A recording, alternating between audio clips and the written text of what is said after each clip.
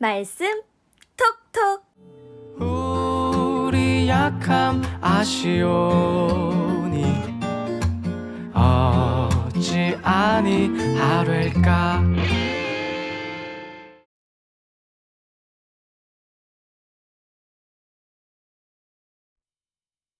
제18장. 그때 제자들이 예수께 나와 이르되 천국에서는 누가 크니이까?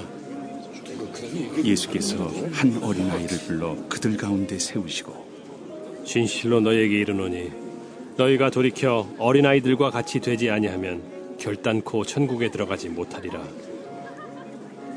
그러므로 누구든지 이 어린아이와 같이 자기를 낮추는 사람이 천국에서 큰 자니라.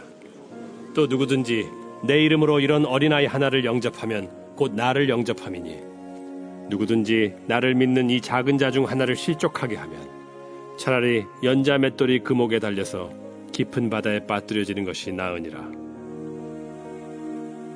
실족하게 하는 일들이 있음으로 말미암아 세상에 화가 있도다. 실족하게 하는 일이 없을 수는 없으나 실족하게 하는 그 사람에게는 화가 있도다. 만일 내 손이나 내 발이 너를 범죄하게 하거든 찍어 내버리라. 장애인이나 다리 저는 자로 영생에 들어가는 것이 두 손과 두 발을 가지고 영원한 불에 던져지는 것보다 나으니라.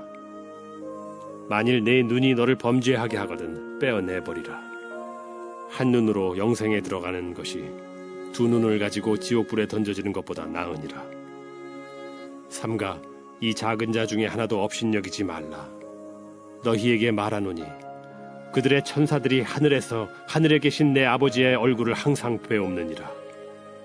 너희 생각에는 어떠하냐? 만일 어떤 사람이 양 100마리가 있는데 그 중에 하나가 길을 잃었으면 그 99마리를 산에 두고 가서 길 잃은 양을 찾지 않겠느냐? 진실로 너희에게 이르노니 만일 찾으면 길을 잃지 아니한 99마리보다 이것을 더 기뻐하리라. 이와 같이 이 작은 자 중에 하나라도 잃는 것은 하늘에 계신 너희 아버지의 뜻이 아니니라. 내 형제가 죄를 범하거든 가서 너와 그 사람과만 상대하여 권고하라. 만일 들으면 내가 내 형제를 얻은 것이요 만일 듣지 않거든 한두 사람을 데리고 가서 두세 증인의 입으로 말마다 확증하게 하라.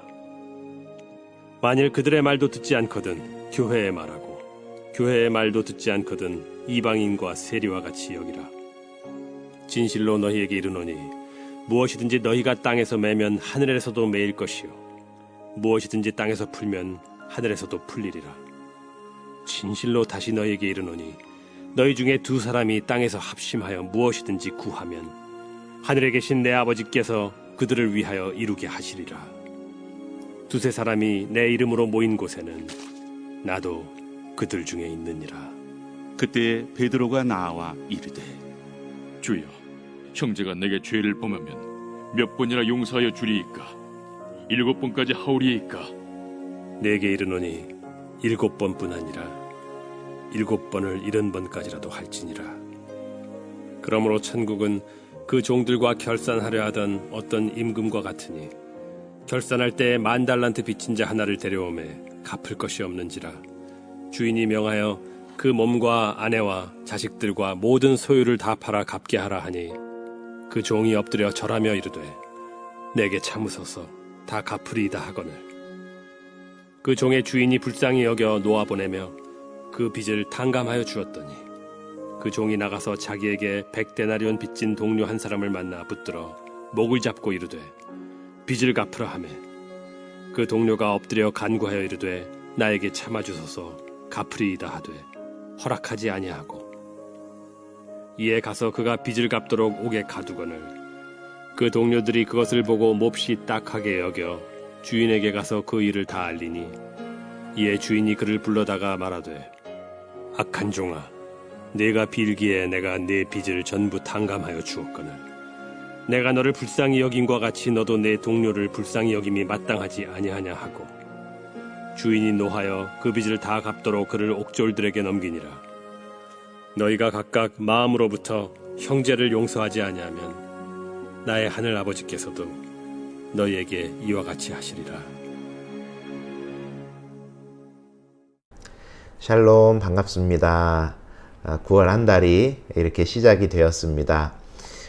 계획대로라면 9월 첫날 월삭 새벽 기도회로 모여서 함께 한 달을 기도로 시작하고자 했는데 또 질병 확산으로 인해서 그런 상황이 허락이 되지가 않았습니다.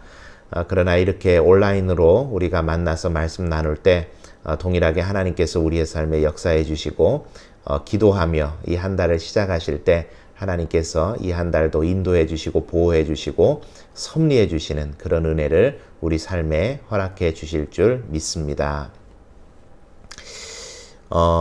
여러분, 우리는 이 누가 큰 자인가에 제법 관심을 많이 가지고 살죠. 그것을 요즘 이제 화두로 이야기하자면 누가 갑인가, 갑질 뭐 이런 거 이야기 많이 하지 않습니까? 여러분, 교회의 갑은 누구일까요? 교회의 갑. 목사가 교회 갑일까요? 장로님들일까요? 아니면 헌금 많이 하는 사람? 아니면 목소리 큰 사람? 봉사 많이 하는 사람?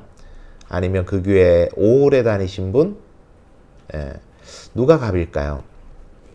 교회의 갑은 오직 우리 주 예수님 밖에 없으시죠. 우리는 다 을입니다.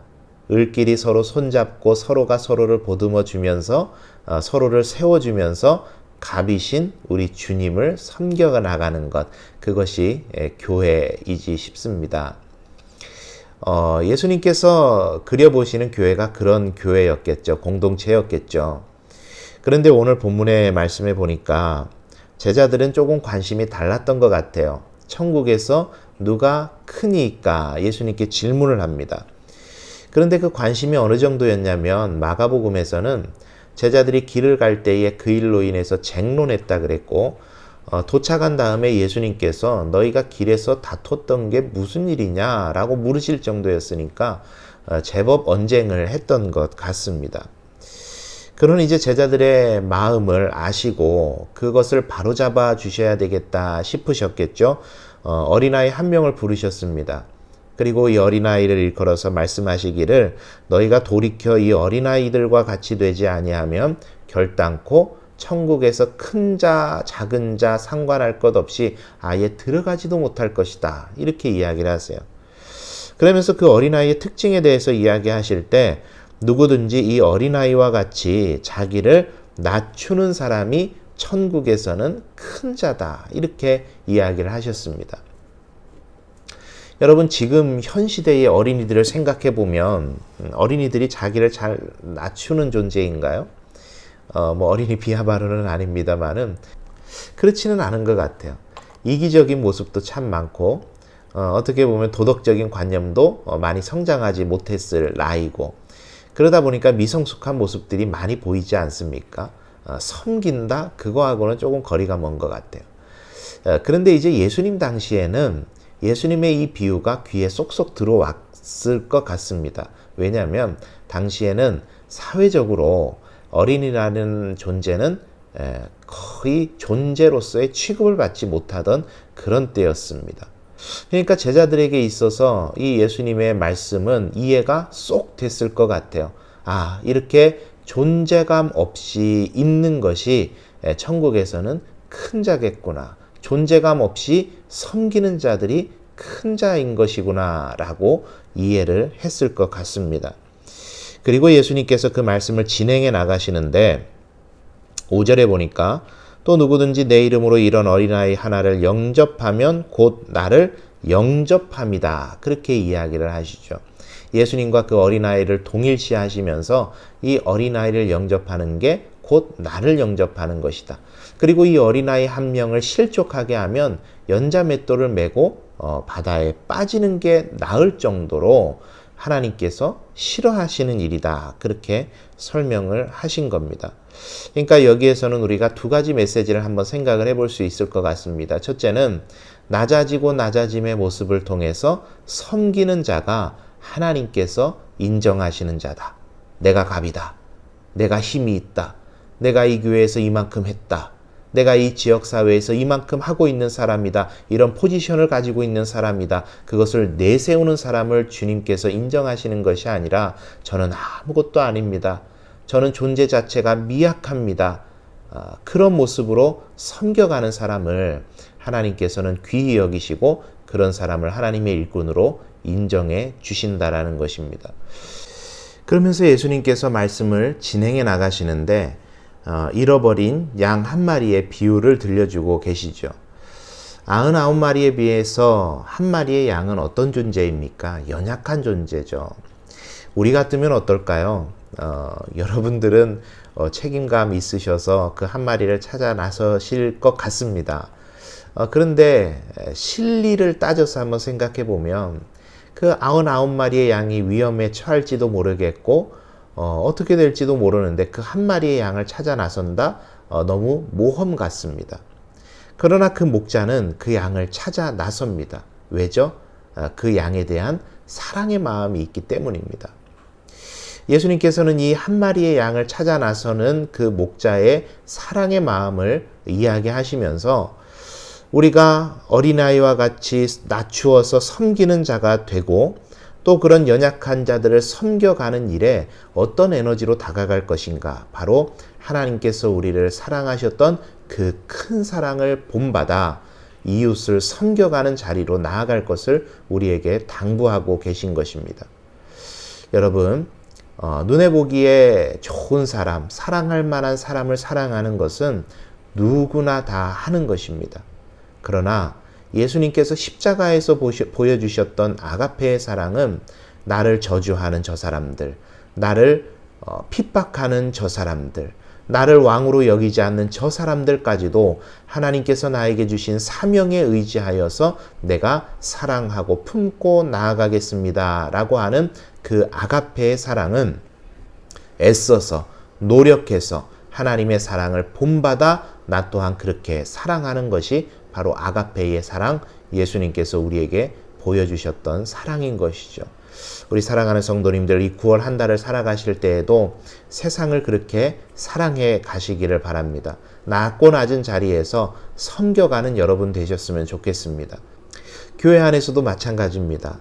내가 갑의 자리에 서려 하지 않고 을의 자리에서 끝까지 성도들을 내 몸과 같이 사랑함으로 섬겨갈 수 있을 때 우리 연산교회가 하나님 보시기에 아름다운 교회로 더욱더 성장해 가게 될 줄 믿습니다. 이 9월 한 달이 그렇게 세상을 섬겨감을 통해서 교회를 섬겨감을 통해서 하나님의 나라를 저와 여러분의 삶의 자리자리마다 이루어 가시는 그런 복된 한 달이 다 되시기를 바랍니다.